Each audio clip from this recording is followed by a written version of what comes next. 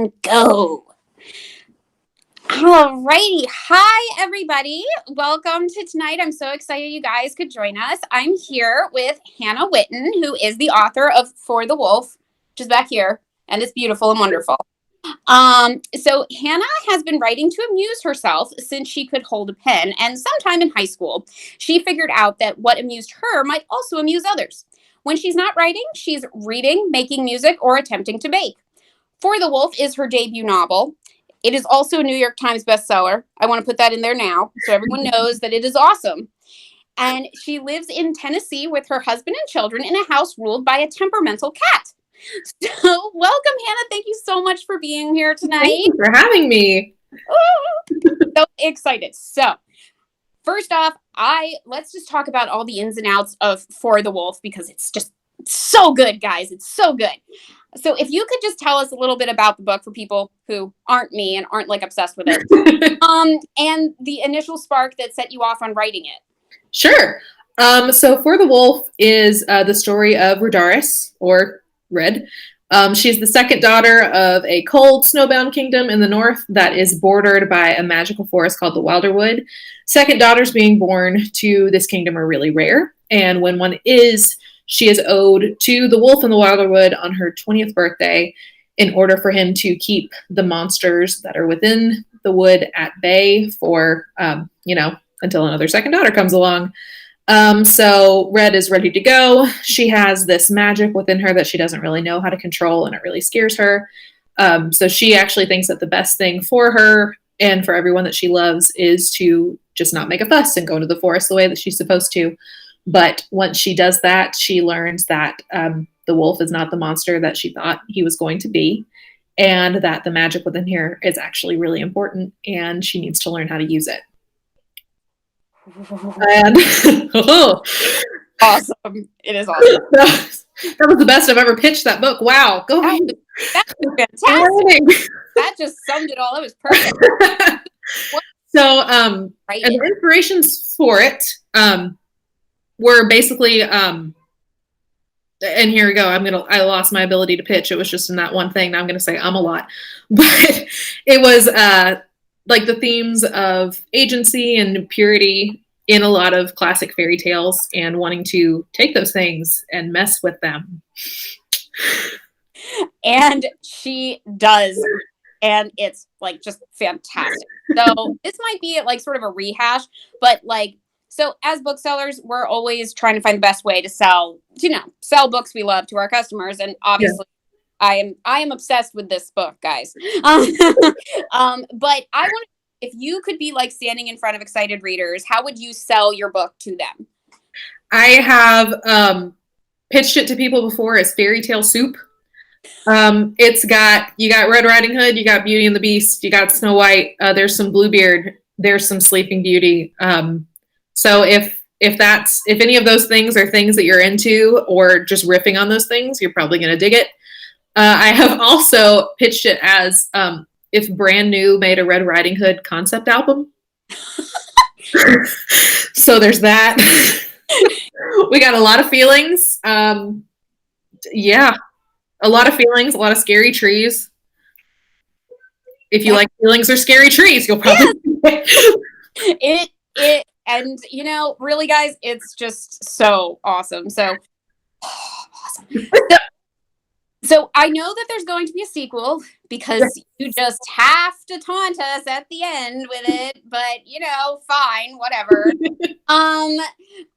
But is the plan to continue the series after that, or is it planned out as a duology? It's planned out as a duology. And I feel like it, because of the way the story is structured and because of Red and Eve and who they are, that like having it as a duology feels really solid.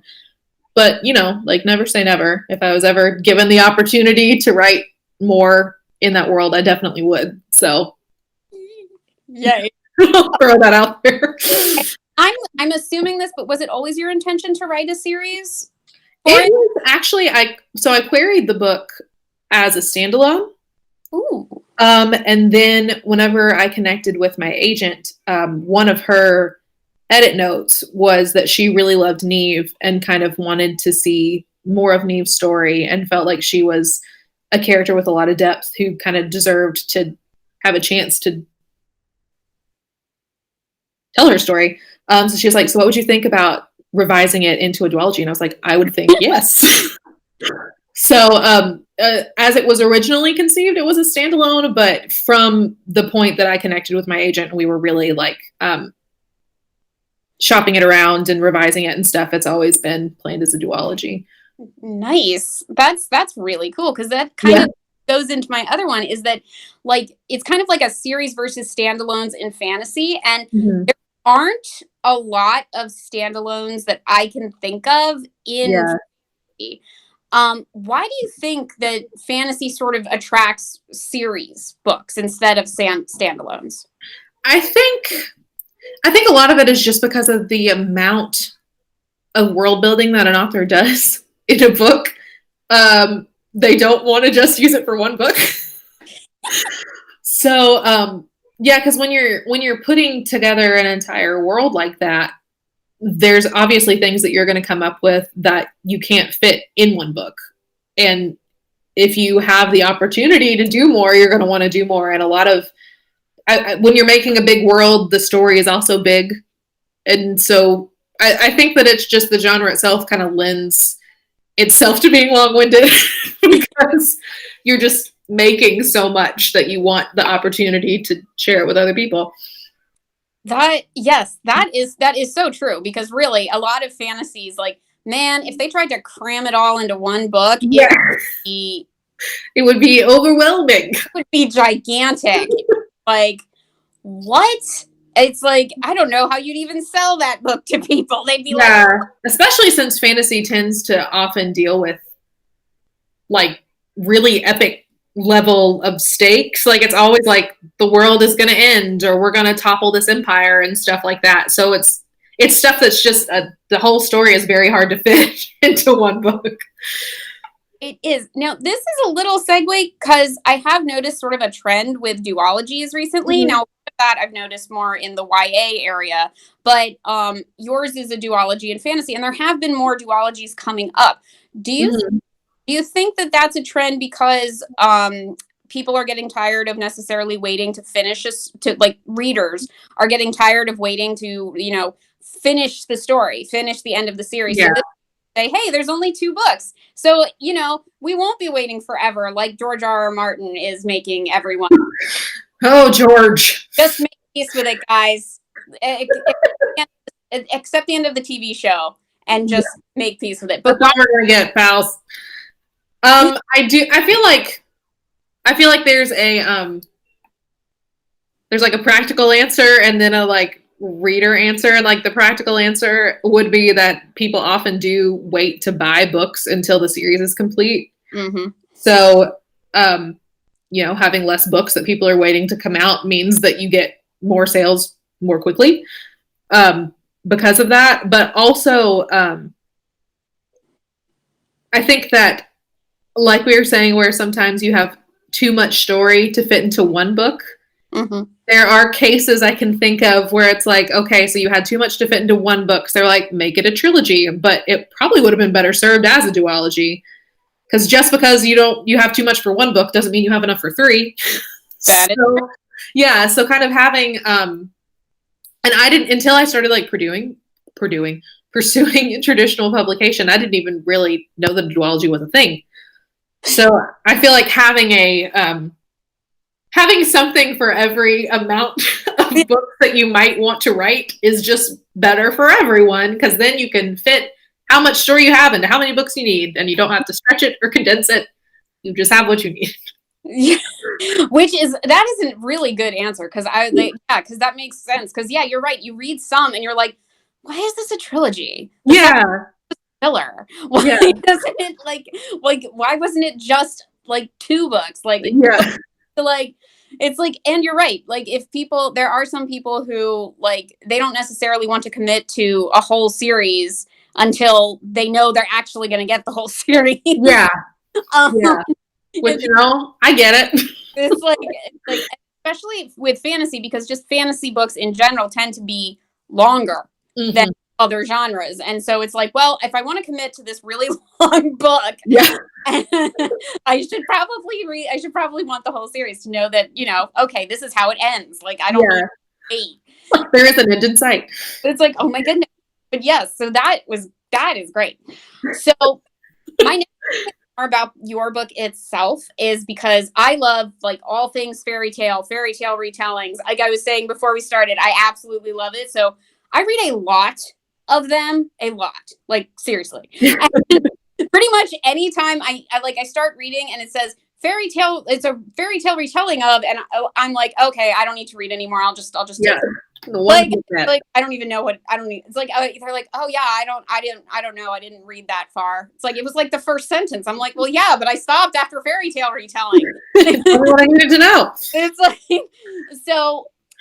But For the Wolf, like I was saying, it really like jumped out for me, like way stood out above like all the others for me anyway. And really what stood out was that it does, like you were saying, it's like fairy tale soup. It took from all these different fairy tales and you just made it into your own like awesome, it's like its own fairy tale now, like its own original fairy tale. That's what I was going for. Like, because you mentioned, it's Little Red Riding Hood, it's Beauty and the Beast, it's Snow White, it's Sleeping Beauty. I also saw little things of like a lesser known story of Snow White and Red Rose stuff, which is not the same thing, guys, as Little Red Riding Hood and Snow White. These two are completely different. Yeah. And they're sisters. Snow White and Red Rose are sisters. So that kind of brought that in there. And it's just all this stuff going on. So my thing is, how did you like take all these various fairy tales, all these, like you picked and choose which elements you were going to put in, and then you kind of and transformed it into like your own unique stories? And like, what other fairy tales did you pull from? Like, just how did you combine them all? It's just I knew I wanted it to be, like you said, more something with a lot of fairy tale elements that kind of felt like a fairy tale in and of itself, more so than like a strict retelling of any fairy tale. But honestly, the like layering in of all the different fairy tales was something that happened really organically and kind of over time.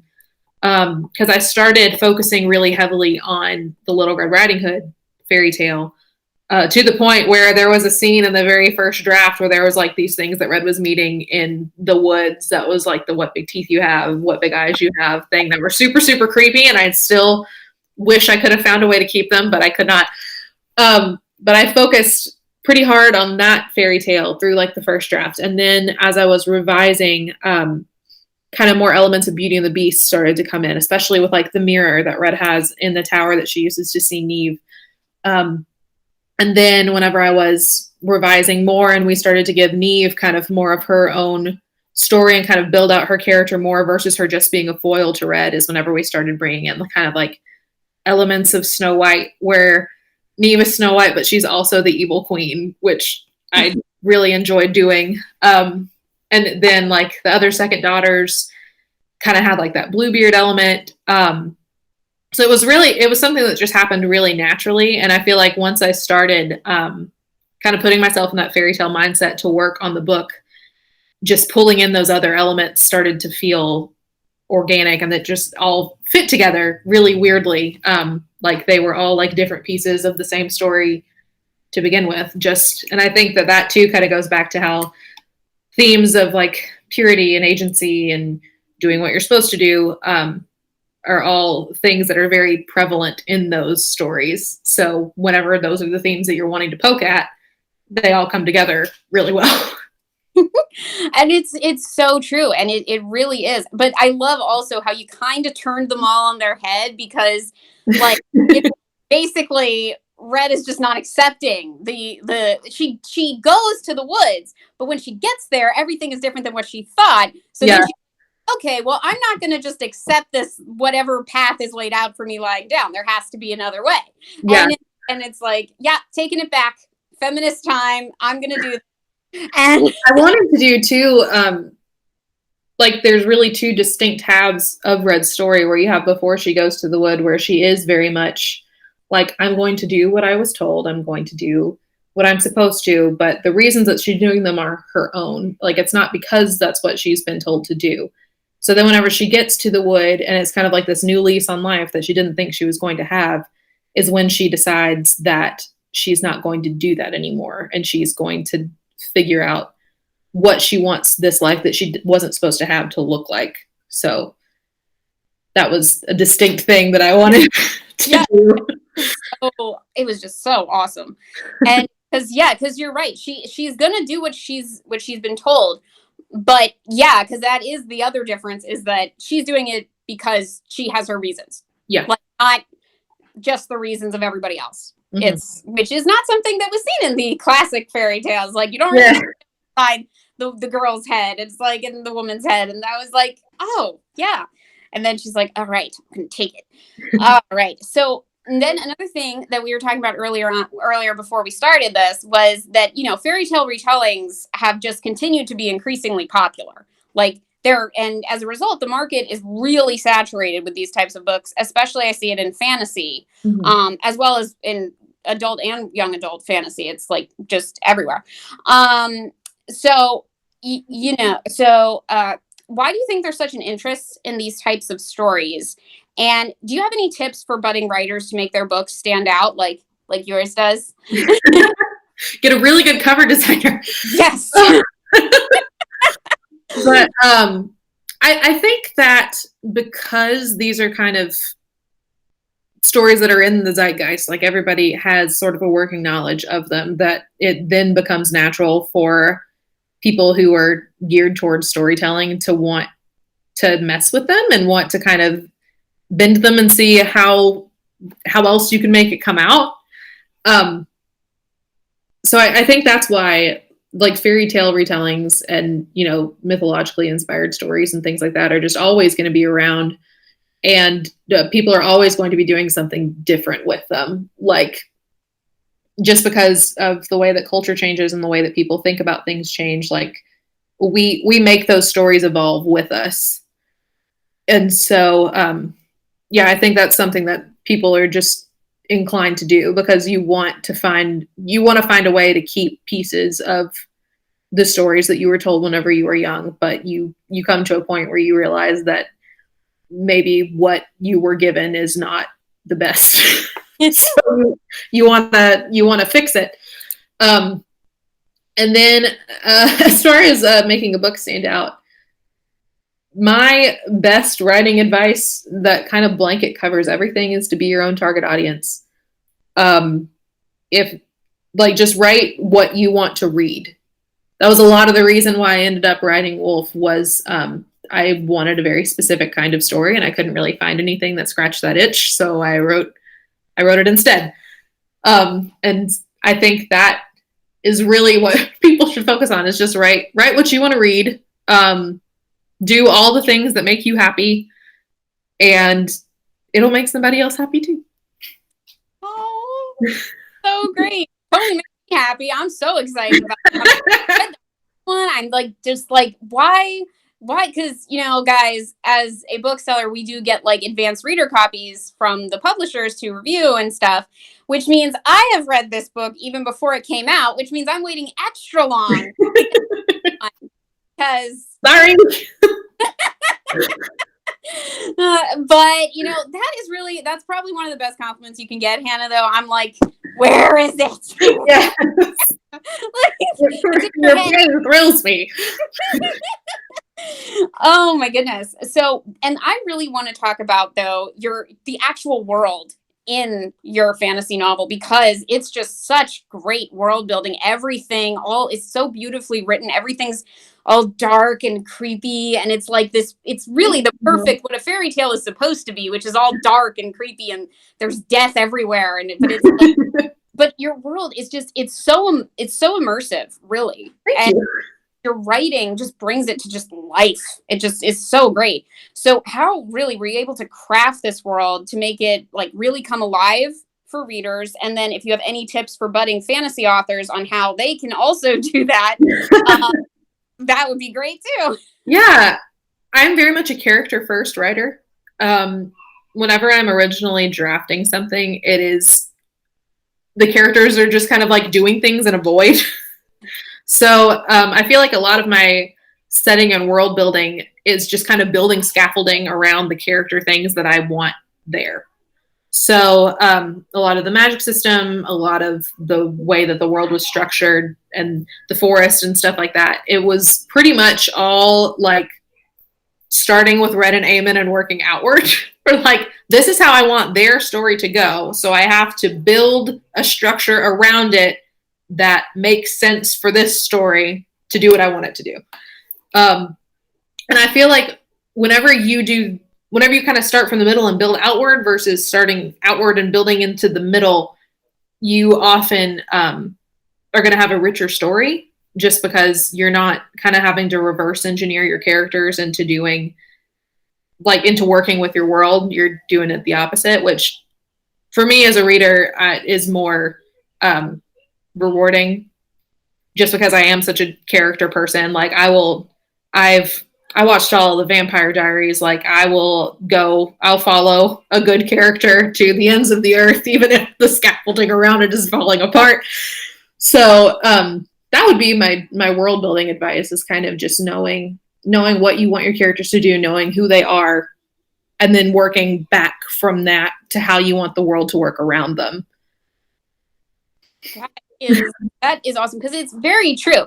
It is a very character driven story, and I do think that those are the best kind of stories, because the world, even like in fantasy, the world is great. Like the world needs to be built, it needs to be there. Yeah. But if you don't like the characters, then why do I care what world they're in? Yeah. Why do I care? Like I don't really. Like I'm like, oh well, this world is nice and it's beautiful and all that, but I don't care. But these characters really, oh my gosh, I care so much. I was like on the edge of my seat, Red and Eamon, and I was like, oh please, this work. Like, oh god. Just it's like, oh, it's coming. Oh, I don't want to ruin it for people. Poor little angsty guys. You're having a time. Oh my goodness, I know. And it was just like, oh. But yes, and it was, but it's also really amazing that you can just make the world kind of come alive, and it sort of became its own character, at least to me. Yes. Like, because like it's alive, the Wilderwood guys. Like that doesn't really give anything away. You kind of find that out pretty early on. It's alive, and you're just, it's like it's oh. Yeah, the book really started to come together whenever, because that was another all good. I keep saying that's something I added in revision. All good things are added in revision. That's how a book works, is you just keep adding good stuff every time that you revisit it. But once the like bedrock of, okay, the Wilderwood is a character, it's not just a forest, was like seated in there, is when everything kind of came together. And it was like, oh, this is how this is supposed to go. Oh, this makes so much sense now. Finally, yes.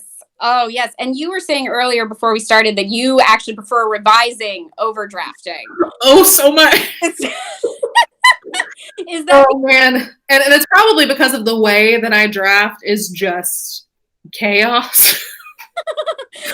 Like, because some people go back and revise as they're drafting. And so, like, whenever they come to the end of a draft, it's like, this is a pretty solid book. That is not me. Because if I go back and try to fix something, I'm going to lose my forward momentum. So I keep a notebook next to me. And if I come across something, I'm like, oh, I need to change that. I'll just make a note, and then I will continue on as if I have changed it. So reading one of my zero drafts from beginning to end, it's like reading 4 different books. It's like, And then I never write the end, because I feel like I can't write a climax if I haven't built to it correctly. So I'll write to like the 80% mark and then be like, well, I guess it's time to go back and rewrite all of this. I'm gonna rewrite all of this. So because my drafting method is bananas, I much prefer revising. Because then you're like, oh yeah, none of this. It's like, wow, I'm reading. It's like that is sounding funny, because it does. It's like reading it from first to beginning. It's like, well, none of that really made sense except in my.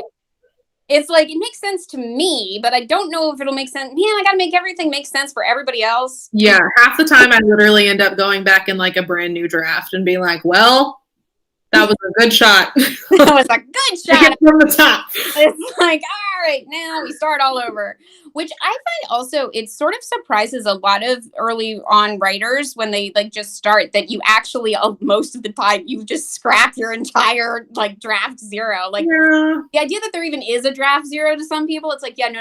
The first thing you write is not your first draft. That's the thing where you get all the stuff out. And then like, well, that was a good shot. Let's take like this one tiny little idea. Yeah. And we can keep that and the rest of it has to go. Just go away because it will make sense to no one other than myself. And yeah, it's a process for sure, which I did not understand whenever I first started writing. No. No one does. Yeah, now I just give myself the freedom to be like, well, none of this is going to make sense. That's fine. It's like, that's totally fine. It's Eventually something will click in my brain and then it will make sense. And until then, this is where we're at. Yep. Oh my gosh. But yeah, that's so true. So now, because we were talking about the character driven, I like love Red and Neve. I just do. And because total nerd, I'm assuming you meant to do this on purpose. Neve's name means white in Latin, or snow. It means snow. Yes, it does. In Latin. And because I was such a nerd, when I realized all of the different fairy tale elements, I had to go online. I'm like, I'm sure Neve somehow relates to snow. Yeah, her name originally was Snow. Like, it was like a longer name, but I wanted her name to be Snow, and so I like took Snow, like I did with Rudaris, and just kind of like added some stuff to it. I was like, that sounds like a fairy tale princess name that can shorten to Snow. It's fine. But then my agent was like, that's a little on the nose. Can we maybe change that? So that's when she became Neve. Yes, and it's so cool. I love when it's like, oh, that is awesome. But so both of them are really great, and they're both really are strong female protagonists in this world. And it's something that I found is still not really thought of as normal in fantasy, to have the girl be the strong one, be the strong protagonist. And even though I have a lot of examples of that in fantasy, but it's still I feel like people in general not seen as normal. Like it's also seen still as like a very masculine dominated authorship. Yeah, for sure. Which is weird because it's not. It really anymore. Isn't. Like it was either the Hugos or the Nebulas last year that I think all the nominees were like, there were no cis men in the nominees, I don't think. Like, or if there were, it was very few. It was one of those. I should have looked that up. Yeah. But yeah, like the general like thought process is of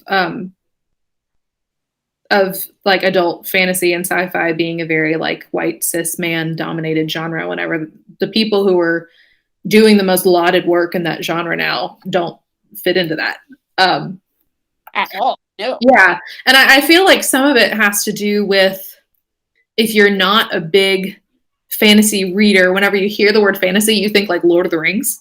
Yes.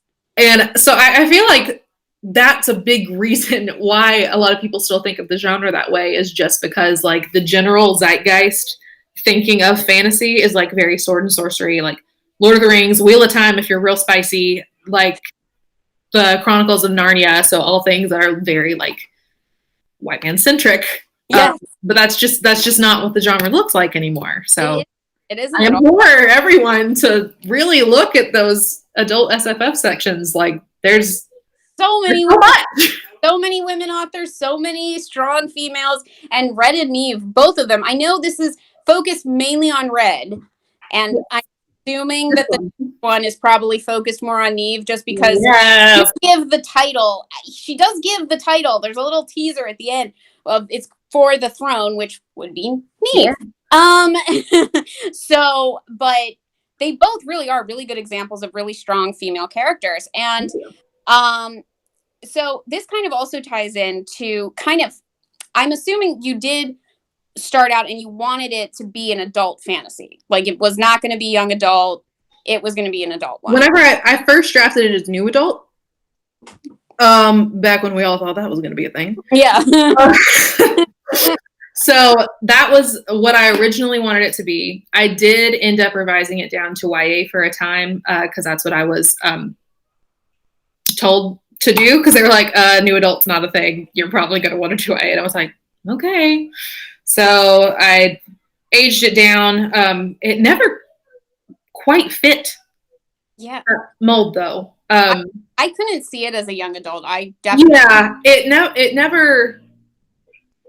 It felt like something was always kind of being sacrificed with the story in that way. And then my agent and I talked, and we decided to try going with it as adult, because we both kind of felt like we were sacrificing things about the story that we wanted there in order to kind of try and make it fit into a market that maybe it just wasn't supposed to fit in.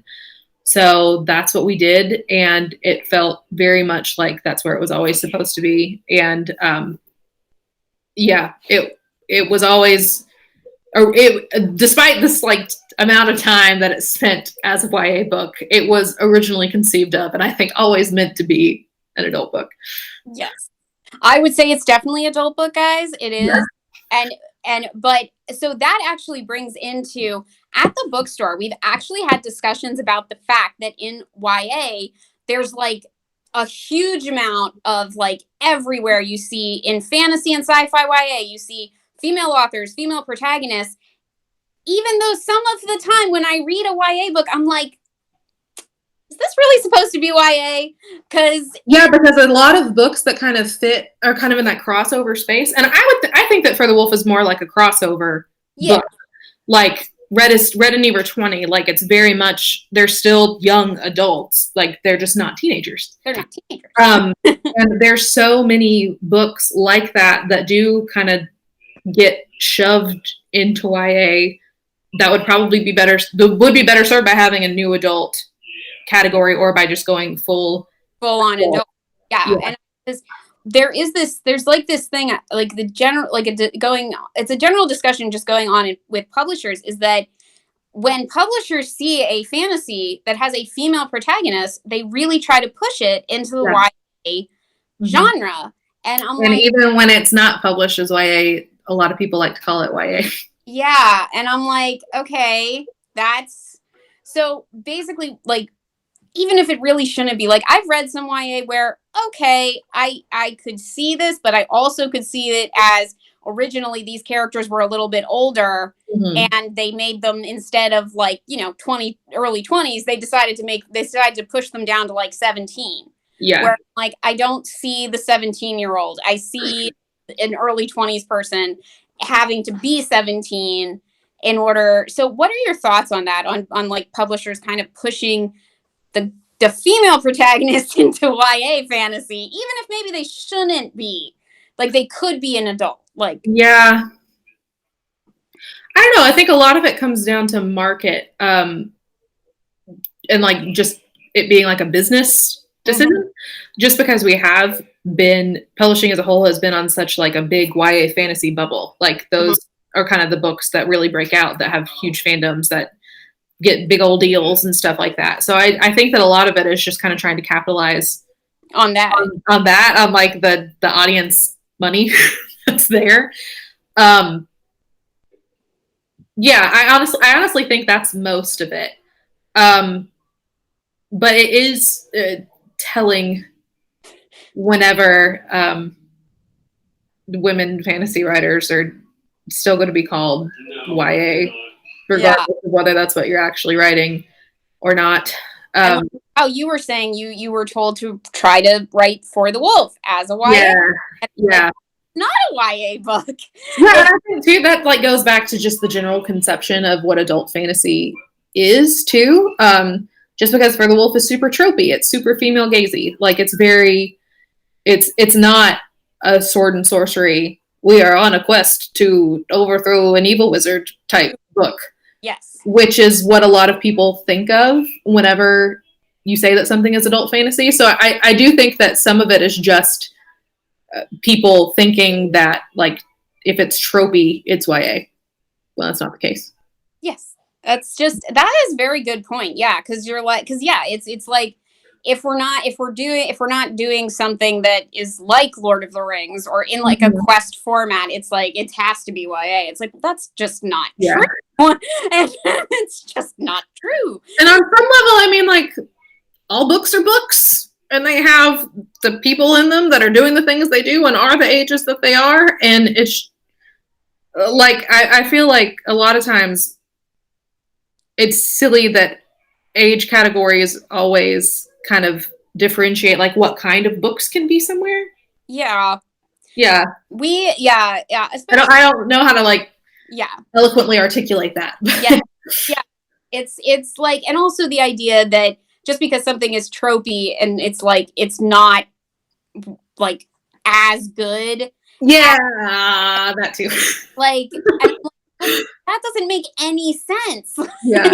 That's like the whole reason you buy it, and it's awesome, and it's not easier. It's way harder to make it because everybody, despite what everybody says, I think everybody really wants a lot of whatever they like to read, they want that the same thing, but they always want it to same song, different verse. Exactly. And it's like, well, that's why we have to do that, but it's hard to do that without making it seem you use tropey to make it seem like it's not. Yeah. Like, also, like, to add to the tropey discussion, I see a lot of books that people say that like things in them are overdone or something, where it's a marginalized author writing about marginalized experiences, and it's like, no, it's not overdone. They haven't had a chance to do it yet. Like, yeah, back off. It's like, no. Yeah. And then, and this is another thing. Interestingly, a lot of people still I didn't really realize this till I got into like more the writing publishing space, that there is like this huge debate between like literary fiction and genre fiction, and like they poo-poo genre. It's so silly. As selling out. It's like, why is it selling out to write a book that I love and to make money with it? Like, why is that a wrong thing for you? Yeah, and it's also like not selling out to write literary fiction. Like, again, you be your own target audience. I know. You write what you want to read, and then you find the readers that want to read the same thing. To read that. And then it fits into the category it fits into, and it finds the people it's supposed to find. I know. And then it's like, because then with fantasy, they have this, like, I always hear people say, well, fantasy's so easy. They just can make up the whole world. It's like, well, yeah, they have to make up the whole world, and then they have to stick to the rules that they made. They can't that's the hard part. The making up is the easy part. I know. Whenever you get to the point where you're like, wait, did I put that in there? Was that something that can be done? It's like, okay. Oh, that's been the worst with sequel writing specifically. I know. It's like, you like make all these rules for yourself, and then you don't have the foresight to see how it's going to hobble you in the next one, and then you get there and you're like, oh wait, I didn't set that up. That's not no. My whole thing was like, either, I always say with fantasy, it's either you have Dragon Balls or you don't. You wish for something to come back. Either you can wish for something, for anything you want, including people to come back from the dead, or you can't. You can't all of a sudden decide halfway through something that, oh wait, yeah, we can totally bring people back to the dead. Well, that was not set up. I don't believe you. All right. I'm going to write that down, the Dragon Ball rule. Yeah, it's like the Dragon Ball. Either you have the ability to do anything under a certain type of circumstances, including bringing people back to life, or you just don't. And neither one is wrong. Yeah, but it needs to be established early on. It needs to be established early on that this is a thing. If it's not, because then, I can suspend my disbelief with you and be like, yeah, okay, this is a thing. Like, I'm on this. Like, yes. I believe this. Oh my gosh. But yes, so that is awesome. Oh, so this is kind of going a weird segue now, because now we're going into the fact that I wanted to know, so For the Wolf is your debut novel. Yeah. So what was your debut author's journey like? Was there anything that surprised you about the publication process? I'm sure there was. It was very circuitous. So I'll give you the long version. Drafted the book in 2016. Queried until like spring of 2018 because I kept luckily getting into like the mentorship programs where people taught me how to revise, because I didn't know how to do that at all, even a little bit. And I ended up rewriting the book probably from the ground up like three separate times. So it went through a lot of revision. Then I signed with my agent in spring of 2018. And at this point, the book was YA. It had been revised down into YA. And we went on submission and had many, many, many near misses. Yes. I failed multiple acquisition meetings, and the advice the feedback that we kept getting was that the book felt too old, that there were parts of it that were too complicated, and that Red was unlikable. And so I was like, well, I'm not changing any of those things. So I had the conversation with my agent, and she was like, okay, how do you feel about we just take it all the way up to adult? Like, I know it kind of started as new adult and then it turned into YA, and what if we just kicked it all the way up to the top? And I was like, let's do it. So we did, and it was the most fun revising I had ever had, because I could just like go ham and do all these things that I felt like I couldn't for like word count purposes and making sure it was likable purposes and stuff like that. So once we did that and we sent it back out on submission, Orbit bought it within 2 months. So it felt very much like a confirmation that that's what the book was supposed to be. So yeah, and then I revised it some more because you're never done. And then it published and people liked it. Yay! And here we are. Yay!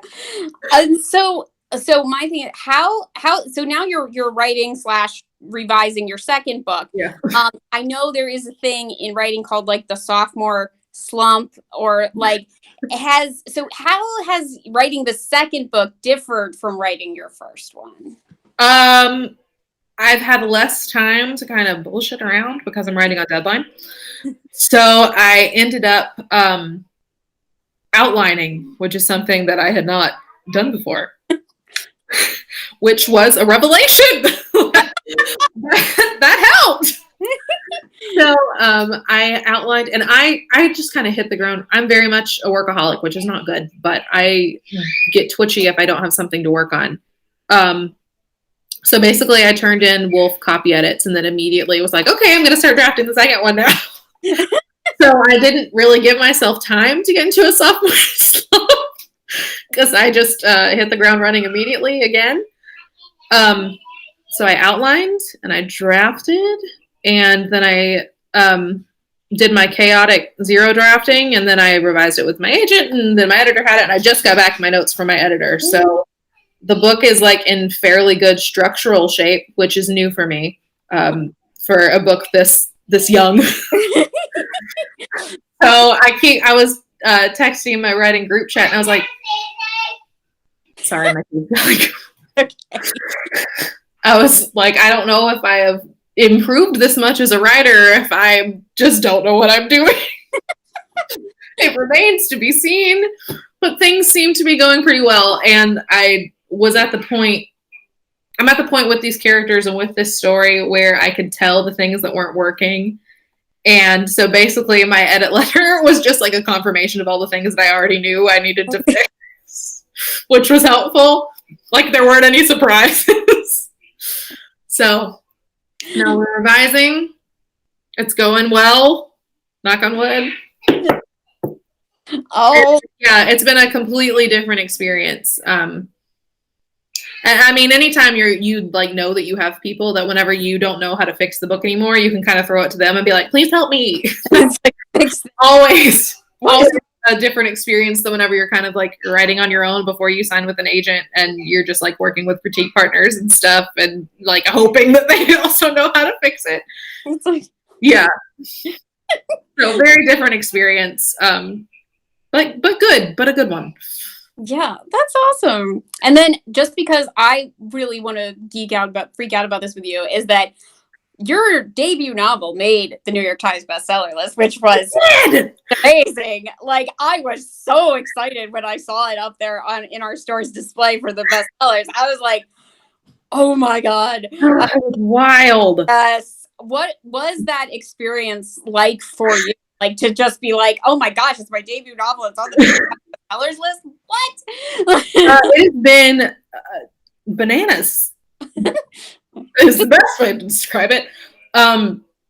Really, the best part of all of this has been like getting to kind of connect with readers and like have people message me and email me about the book that have been excited about it, like that has far and away been the best part of all of it. And so there's a lot of people that kind of like discovered the book because it was on the bestsellers list, which is amazing. Yeah, my editor called me at like 4:30 to tell me, and we just screamed down the phone at each other for 10 minutes. And then I called my mom and yelled down the phone at her for an additional 10 minutes. And then I was like sobbing. It was not very pretty. Like, I know some people like film their reactions to things like this, but we're all very fortunate that I chose not to do that. So like sitting on the arm of my spouse's chair, just sobbing. And he's like, these are good cries, right? Like everything's okay. It's like, yes, I'll just have all of my emotions are all happening at once. I'll be okay. Just give me a second. It's like, just give me a minute. Just give me a minute. Everything's fine. This is, whoa, I know. The Orbit team just really knocked it out of the park as far as like getting the book in front of people who are going to connect with the book. And it's been incredible. Because I mean, like, I was excited to see it on there. I can't even imagine how excited you must have been. It was nuts. Literally bonkers. Oh my gosh. So now I want to get into more of the actually promotion of your book that you have been doing yourself. Something a lot of like budding writers or like first time authors, they don't really think about, mainly because for writers, the fun part is like writing the book. It's not really the marketing. And I get that marketing is not really fun. Yeah. It's really important, especially if you're really for anybody, but especially if you're a debut author, because you're new and you have literally zero sales behind you because this is your first book ever. So why is promoting your books yourself, even if you're getting published by traditional publishing, you're not self-published, so important? And then do you have any tips for like new writers to help them maybe do this? Or it was something that just kind of came really naturally for me, both because like my day job is in marketing, like I have a degree in communication. So it's just something that I do. But also because I came of age in Tumblr's golden era of book fandoms and thus have a complete inability to shut up about things I like. And I like my book. So a lot of it was just fun stuff, like making graphics and hashtag aesthetics and things like that. Like was just fun for me to do. Like I was doing that even before I signed with an agent and the book sold, just because I liked my book and I wanted to make pretty things for it.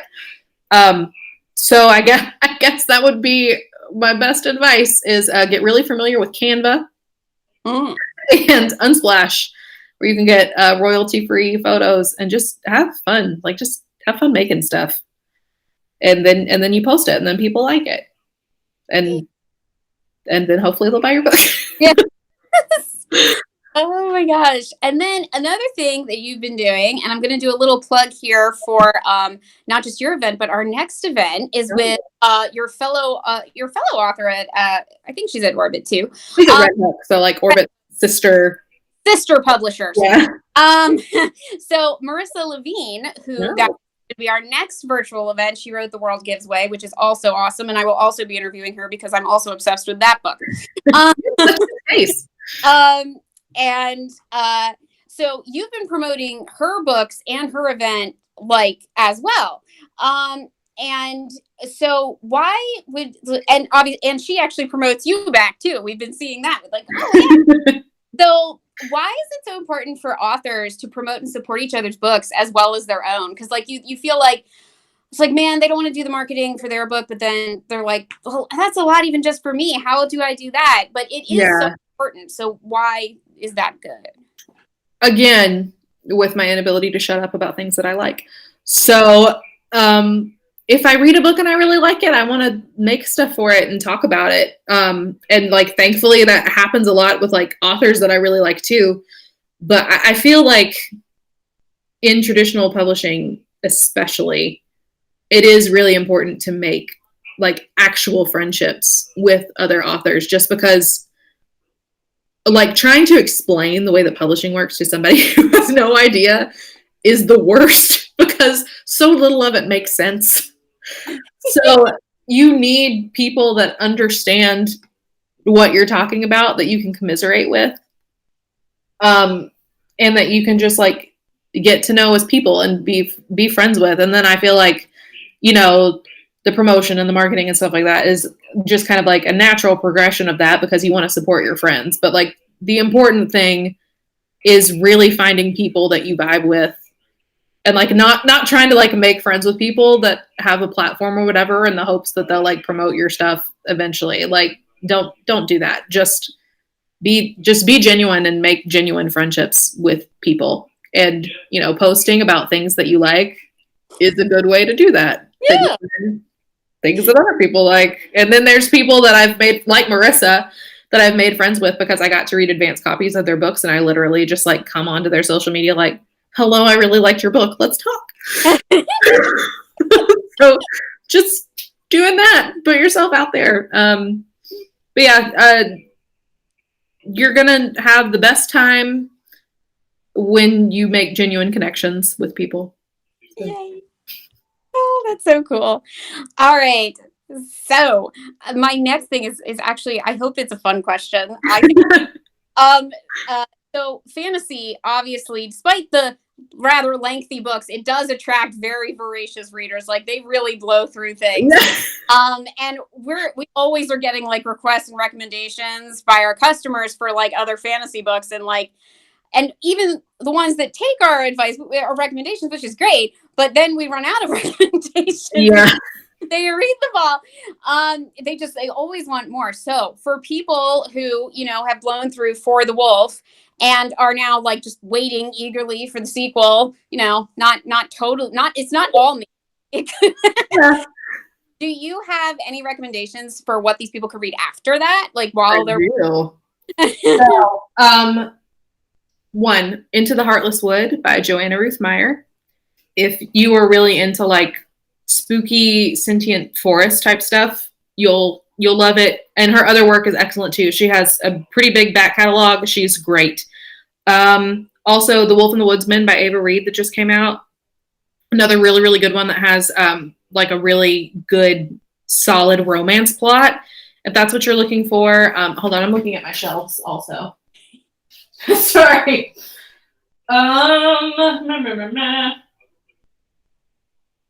There is A Dowry of Blood by St. Gibson, who is a very dear friend of mine. It's a novella retelling of Dracula's Brides. Which, so if you like dark, bloody kind of really messy relationship dynamics, that's a really good one. And this one's kind of like off the wall because the books are not super similar, but if you're like for really complicated sibling relationships, The Ones We're Meant to Find by Joan He is really, really good. And extremely, extremely complex sister relationship there. That was the ugliest thinking face I've ever made. Wow. I can't. Okay. Wow. There we are. There we have it. Also, if you're digging like a bantery enemies to lovers-esque vibe, Song of Race and Ruin by Roseanne Brown. Ooh. Also very excellent. Very, very bantery, very funny. Nice. So, and this might be sort of like it might have like some overlap, but so in our store, we actually have a section, we call it Department 22, or also known as If You Like This, Try That. Yeah. If you could build like your own shelf of For the Wolf, like what would you like to see up there standing next to your book? All of those for sure.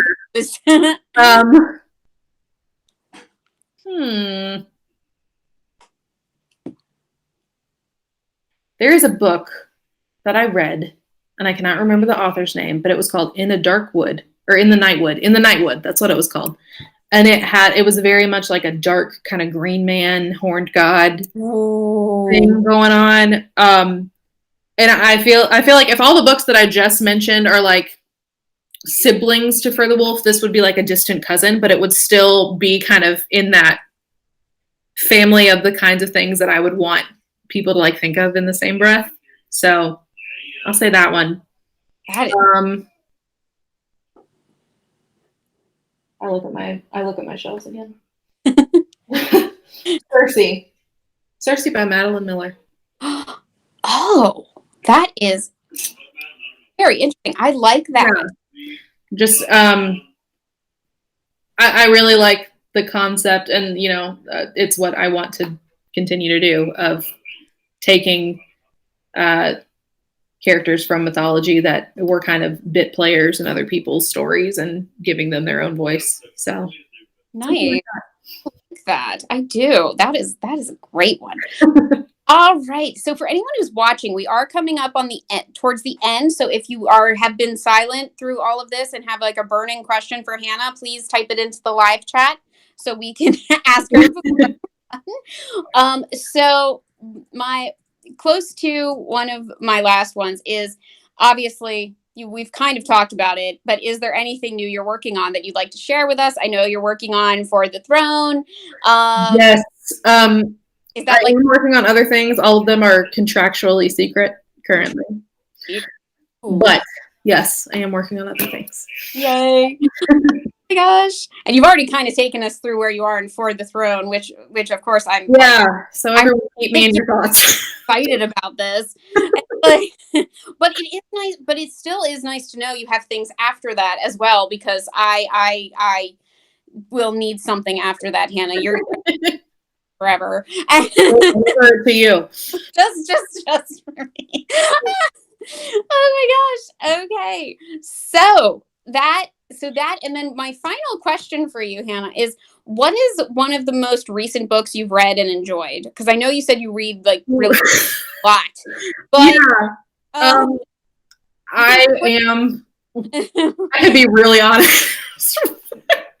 I am going to say that one that I'm currently reading and really enjoying is The Hellbound Heart by Clive Barker, which I had actually never read before. It's my first Clive Barker, even though I've owned a Magica for years now and just haven't had the wherewithal to read it yet. I also just read The Hacienda by Isabel Cañas, which is coming out next year. And it's like a romantic ghost story set in Mexico. It's very much like a sister to Mexican Gothic. Ooh. And it's excellent. I don't think it's available for pre-order yet, but it's coming out from Ace. So like, mark your calendars, be on the lookout, because I read it in like a day. Oh my gosh, that is so great. So excited about that. Okay, so if there is any, I'm giving you guys one last chance because I'm all out of questions, but if there's anything else out there that anybody else out there wants to ask a question of Hannah, all right. It doesn't like we are all good.